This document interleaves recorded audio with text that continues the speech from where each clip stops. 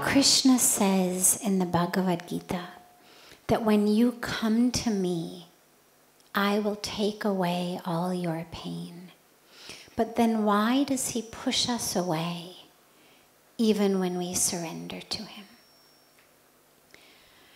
God never pushes us away, ever. What happens is we are able to see God, feel God, and experience God, typically only in situations that feel good. So when bad things happen, we feel like God has forsaken us. Something good has happened, we think God is there. And it's become very, very common. In fact, just today, someone actually sent me something that had been posted on Facebook by someone about how the title was Proof That God Exists. And the whole story had to do with having been speeding and being pulled over by a policeman, and he was going to get a ticket, but luckily the policeman was someone he knew, and he knew him from church, and therefore the policeman didn't give him a ticket. And that this was proof that God exists because, look, he didn't get a ticket. Now, of course, if he had gotten a ticket, it would have been proof that God doesn't exist, or certainly wouldn't have been proof that God does exist.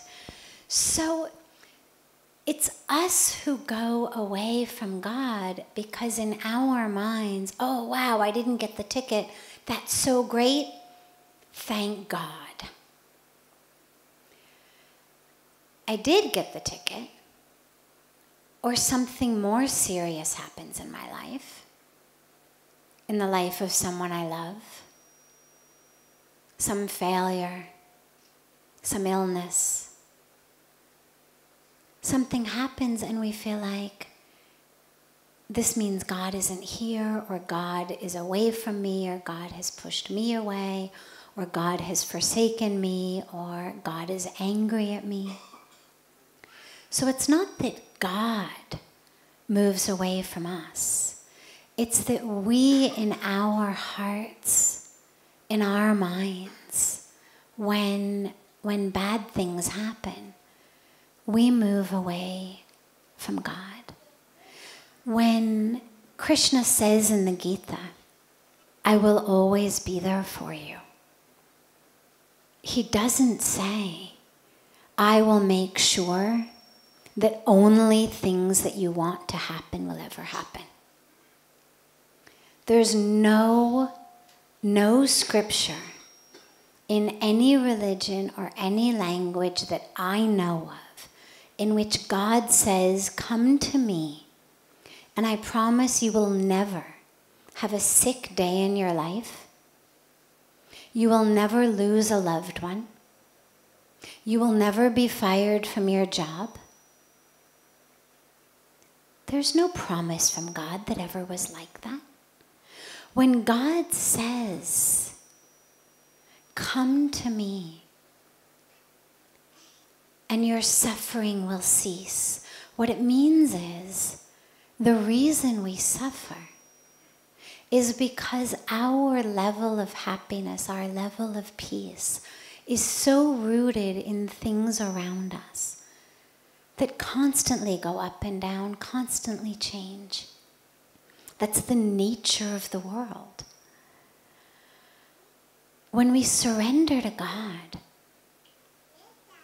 we connect to God. And then when we are connected to God, no matter what is happening in the world, we are grounded, we are connected. It doesn't mean if you speed, you're not going to get a ticket.